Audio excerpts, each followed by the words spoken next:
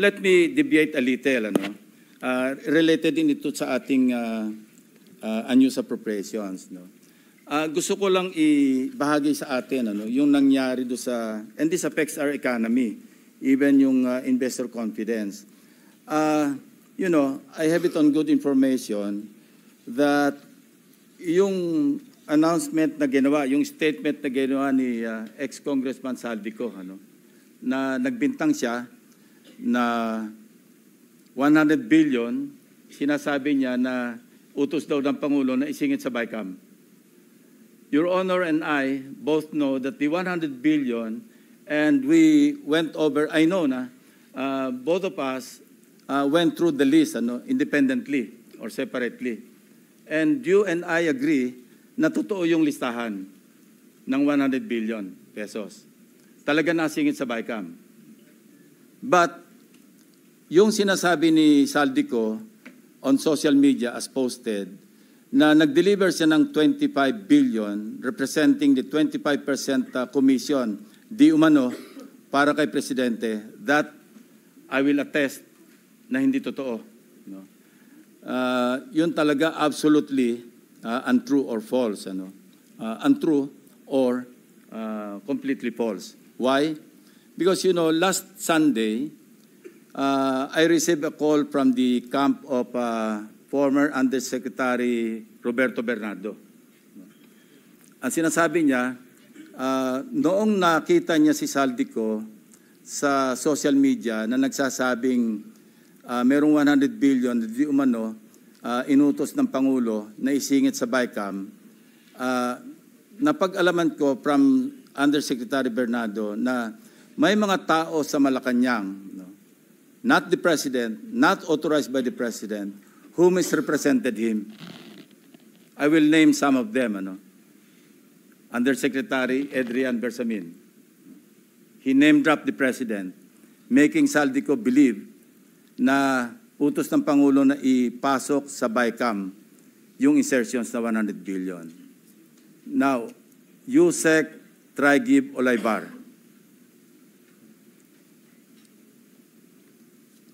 Other personalities. Anyway, regarding the 100 billion, binrake down, kasi nireview niyo yung kanyang notes.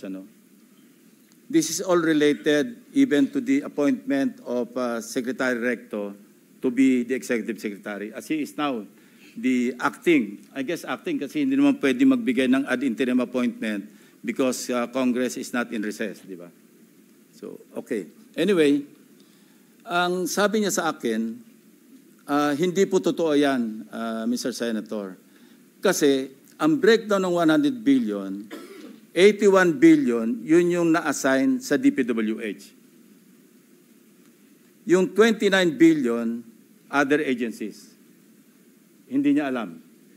Out of the 81 billion or out of the 100 billion, yung sa 81 billion, 52 billion, siya ang personal na nag-handle. Ako po nag-handle nun. Nasa notes niya, ito yung kanyang table, binigyan niya ako ng kopya. 51.01, I think almost 52 billion. Anyway, so 52 billion, yun yung personal hinandle niya. And talagang sabi niya, naghatid ako ng pera as kickback. But not to the President, but to Yusek Olaybar. And sabi niya, ang pag-alam niya, kasama si Yusek Adrian Bersamin.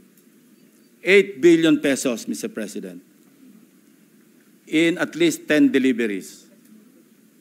The modus that yung arrangement nila is, may tigisa silang armored van. May armored van si Yusek Olaybar, may armored van siya, magpapark sa basement ng Diamond Hotel, darating yung van driven by Olaybar, and possibly, sabi niya, hindi siya sigurado, and possibly, along with Adrian Bersamin.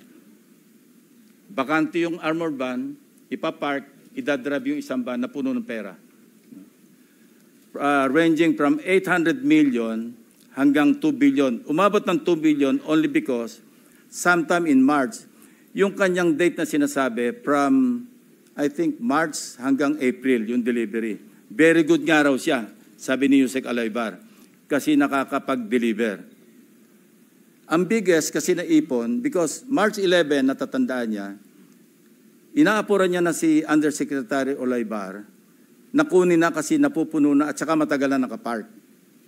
Ang sabi ni Olaybar sa kanya, wag muna kasi magulo ngayon dahil inaaresto si dating Pangulong Duterte. So naipon yung laman ng van, sabi niya, mga 2 billion pesos. That was the single largest or biggest delivery that he made to Olaybar. Kung saan napunta, hindi natin alam. But personally, he knows or he knew that, kasi personally, nagpapalit sila, amounting to 8 billion pesos. 1 billion, he delivered to Secretary Bonoan. So that's 9 billion. Yung 8 billion was representative of 16% of the 81 billion or 82 billion. Ang usapan daw nila initially was 15%, Mr. President. Tumawad pa raw ng 1% si Olaybar, pero suspecha niya, natatawa raw siya dahil para sa sarili na lang ni Olaybar yung additional 1%. Kaya umabot siya ng 16%. 1 billion to Secretary Bonoan. Siya mismo nagbigay. So he was asking for my advice. Ang sabi ko sa kanya, can you put it in your own handwriting?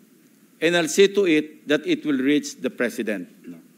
Isipan mo. But I took notes. When he was narrating what he was about to write down, I was taking notes together with my 2 lawyers. He was also with his lawyer. So, and that happened. The President received the handwritten narration. Ang sabi niya nga rito, eto, meron akong notes dito eh. Sabi niya, last quarter ng 2025, most likely during the last days of October or early November 2020, last quarter, USEC Trigib requested for list of projects. Siya nagpe-prepare eh. Of course, along with USEC Cabral, kasi si Undersecretary Cabral naman ang tinatas ni Secretary Bonoan na mag-prepare ng listahan. Ito nga yung awkward, Mr. President, and we want to correct this. Bakit nauna yung funding saka palang maghahanap ng items? Hindi po ba dapat may items nanggaling sa RDC bago po podohan? Complete with program report, complete with planning. Pero ito po, nauna pa yung pagpopondo saka palang hahanapan ng items na ililista sa NEP. Remember, bukod pa po ito, dahil ito, GAA na ito BICAM na ito And mind you, even during the NEP, anyway, mamaya ko na itackle yun. Ito yung sinabi niya rito. Ito, sinabi niya na si Trigib Olaybar prevented him from disclosing details on the 52 billion to Secretary Bonoan. Ayaw pasabi raw, Mr. President. Tapos, sinabihan siya ni Yusek Trigib Olaybar na si Secretary Bonoan asked Executive Secretary Bersamin several times, sino ba magpapacilitate itong 52 billion? Of course, isasama sa BICAM, paano ito re-release? Sino magpapacilitate? Ang sagot ni ES Bersamin sa kanya, we will take care of it. Sila na raw ang bahala kung paano ayusin yung 52 billion. Now, I'm not defending the President, Mr. President. But in fairness to him, yung list of projects, yung 100 billion, initially naka-FLR lahat yun Pinapatrack ko ngayon sa aking staff kung ilan yung na-release out of the items on FLR or PISARO for issuance of SARO. Hindi pa namin alam. But initially, kasama sa nabito do sa 194 billion ng ating Pangulo, 1.15 billion pesos worth of projects. Andito yung listahan ng projects. Nilista rin nakita ng mga staff ko ito, pero may listahan din si Bernardo nito. Kung alam ni Pangulo at siya nag-utos na mag-insert ng 100 billion sa GAA, sa BICAM, bakit niya ibibito? Yan din ang observation ni Your Honor, di ba? Sabi niyo rin, because you also examined. While you were examining respecting the 2025 GAA, we were also busy inspecting. No, hindi naman tayo po nag-coordinate, but our findings are practically the same. Di ba? It's the same, Mr. President. The same. Yeah, ito yung tatlong items no, na nabito. Saldico list vetoed items.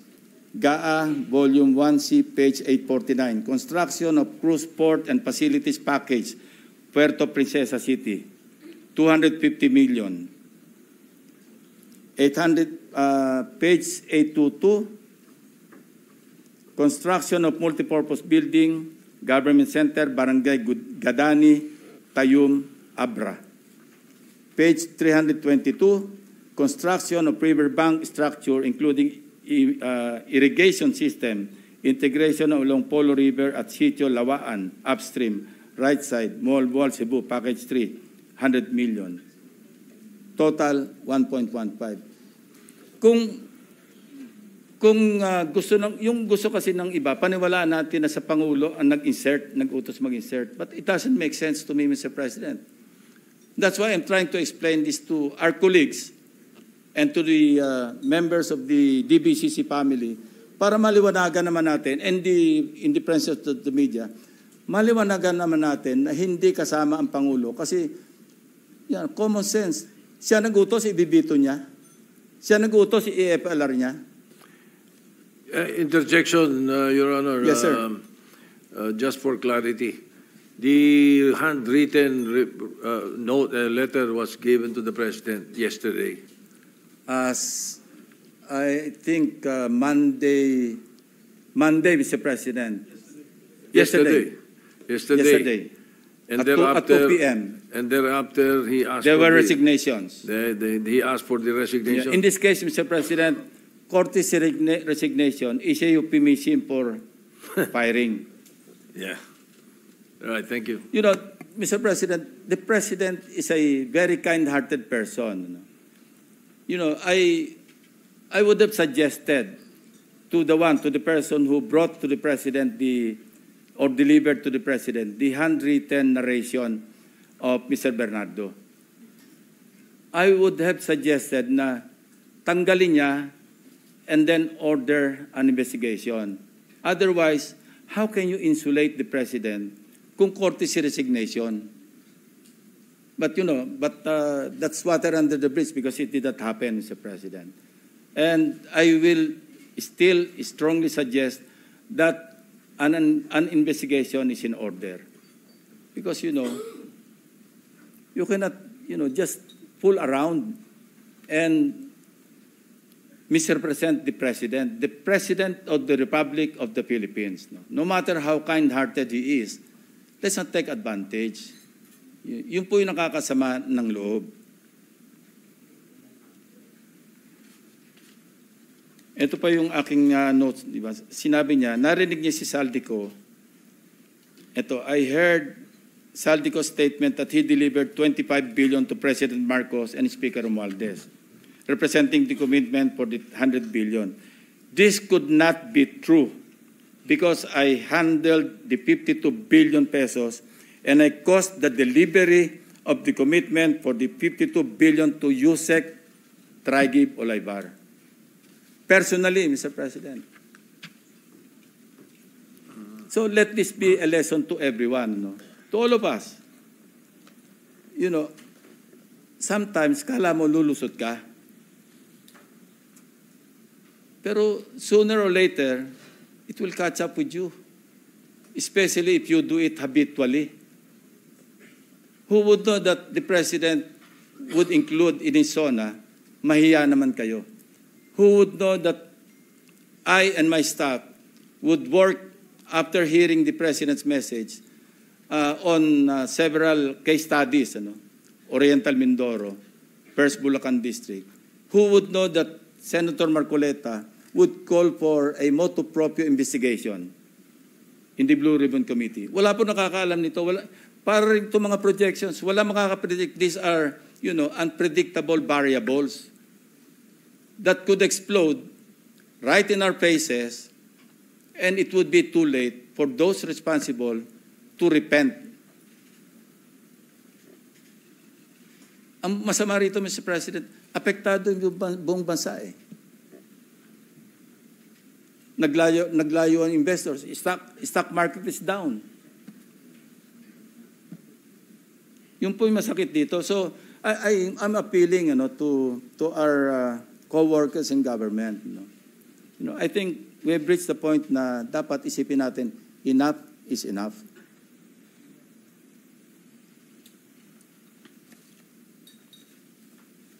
I think I have made myself clear, Mr. President, that there are persons responsible. And ngayon, back to the NEP. I don't want to steer the proverbial hornet's nest.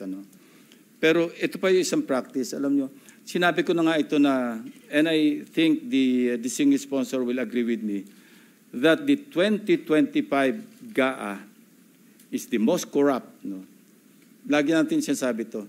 And I would like to describe it as a national budget that is corrupt to the core, from start to finish.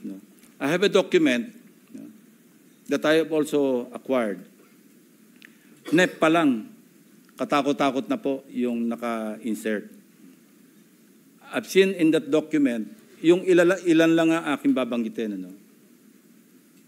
Secretary Bonoan, allocable ito, allocable, non-allocable. SMB Batch 1, SMB Batch 2. SMB is Secretary Manuel Bonoan. Batch 2, Batch 3. Ang binanggit lang ni Yusek Bernardo, meron siyang 5 billion a year for 3 years kay Secretary Bonoan. Kaya nagkwenta kami ni Senator Kiko Pangilinan, di ba? Na 15 times 15 kasi 15%. That's 2.25 billion. I discovered in that document, aside from SMB, meron pang SMB Batch 1, I think 18.5 billion. Then there's another SMB Batch 2. Basta ang total, 25.5 billion. He's not even a legislator, Mr. President. And many more. Nakalagay, House Leadership, 143.5 billion. Of course, we also learned from the hearings na sa NEP pa lang, pag napasok, may 10% eh. And that's new to us because hindi natin alam to eh. Nalaman lang natin to sa mga hearings eh. Now, 143.5 billion. Mag-advance ng 10%. Magkano nawala sa Kaban ng Bayan? 14.35%. Write-off. Nagagaling sa mga contractors. So why would the contractors advance that much kung hindi sila siguradong sila yung mangungontrata? It sucks, Mr. President, to think na ito yung nangyayari.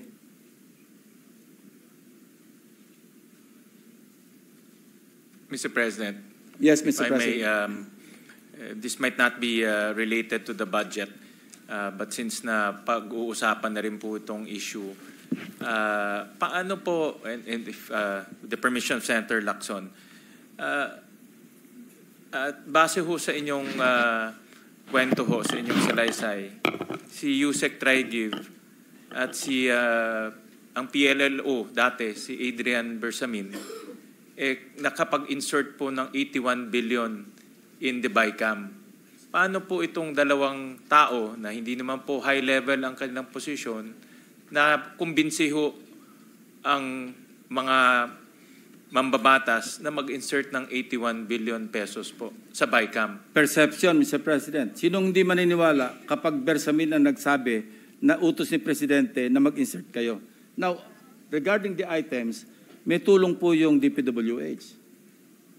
I would assume under Secretary Cabral because siya naman talaga yung nagpe-prepare ng list. Siya yung nagko-consolidate to find out baka merong redundancy, merong mga hindi viable, merong repeat projects. Siya lahat yan eh. So ito yung conspiracy, Secretary Bonoan, as far as DPWH. So yung naiiwan ng, kasi 81, so meron pang tayong ina-account na 29 billion. Iba't ibang agencies na raw yun. Probably other departments, 19. Other agencies. Kung 81. Kahit na ho, 19, kung 81, 19. Yeah, 19 billion. Sorry. Sa pagkaalam ko ho sa mga ganitong proseso, marami mo hong nagbabantay. Andiyan po yung House, andiyan yung Senate, andiyan yung DBM. At 81 billion at BICAM ho, napakalaking... 100 billion, Mr. President. 100 billion. Yung 81, sa DPWH lang Correct. yun. Yung 100 billion at BICAM, napakalaking movement po ang mangyayari. Bakit ho hindi na i-report ho to? Mr. President, that's why I laud your effort na maging transparent hanggang BICAM. Nang gagawin natin ngayon, wala ng alien items na papasok outside of the House version and the Senate version. And that's a very good way forward, moving forward, na talagang hindi lang magiging simple, transparent, hindi na po pwede yung 2 tao na lamang, 3 tao, 4 na tao nag-uusap sa BICAM. Now, you ask me, how could it have happened? Nag-uusap, ilan lang eh. Bakit hindi pwede mangyari? Siningit yung 100. Pinaratify. Alam naman po natin, pag nag-ratify tayo, or even the members of the BICAM, sa Senate lang. Sa kapal noong ating pinipirmahan, page by page or every page, magiging kontrabida kapag inyuwi mo pa yung pinapapirmahan sa atin. Mahihiya ka kasi ikaw lang hinihintay. Without reading, we would sign. But times are different now, Mr. President, and we fully trust you because of, what you have done so far. Lahat kami naniniwala na pag pinapirmahan mo sa amin yung BICAM report, assuming na member ako ng Bicameral Conference Committee ng Senate panel, and even the BICAM report for ratification, ako with you there, I will sign it without reading.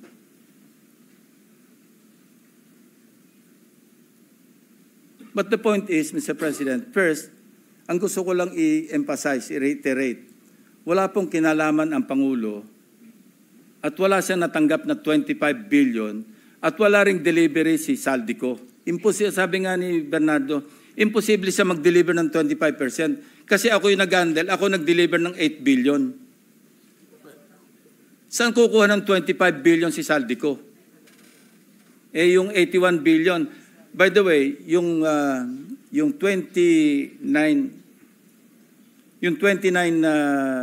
billion na kasi 81 minus 52, hindi ba? Yun daw, ang nag-asikaso rin noon, si Tragib Olaybar, along with Secretary Bunuan and the others, rumekta na sa mga kontraktor, rumekta na sa mga RD, rumekta na sa mga DE. Hindi na niya napakailaman. Ang nahandle niya lang daw, 52 billion pesos worth of projects ng DPWH. Kasi the rest, 19 other agencies. Out of the 81, yung remainder, Olaybar again, along with Bunuan, hindi dumaan sa kanya.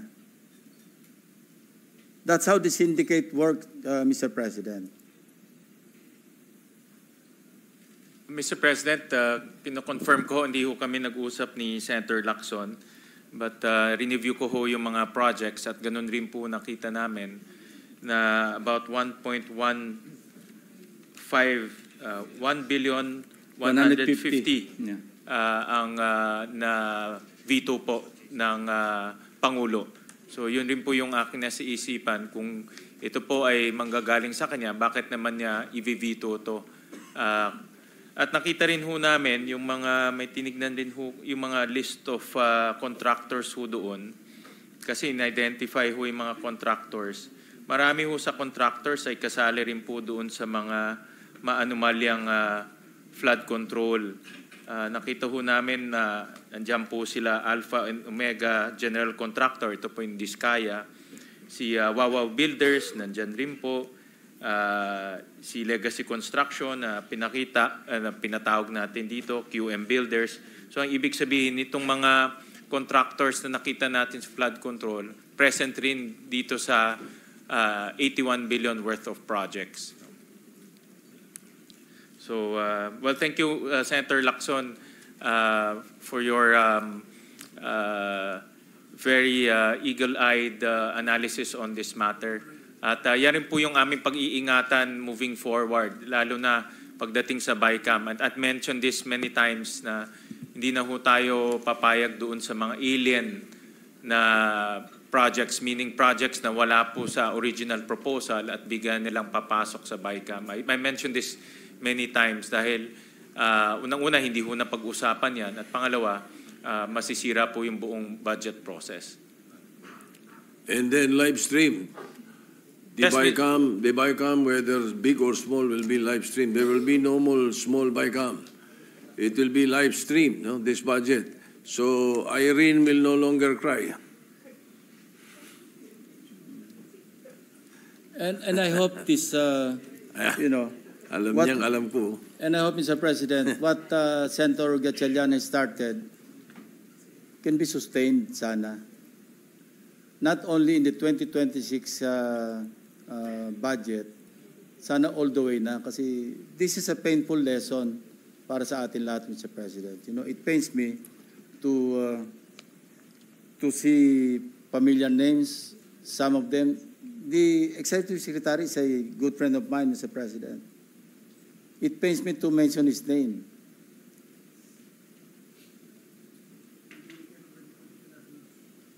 Yeah. Anyway, Mr. President, may I ask for a few minutes suspension? Natutuyo na naman yung lalamunan ko. Yes, sir. Okay, it's I will continue my interpellation na afterwards. Maybe if there's, all right, just a few minutes, okay. kung merong ibang colleagues who wants, among our colleagues who may want to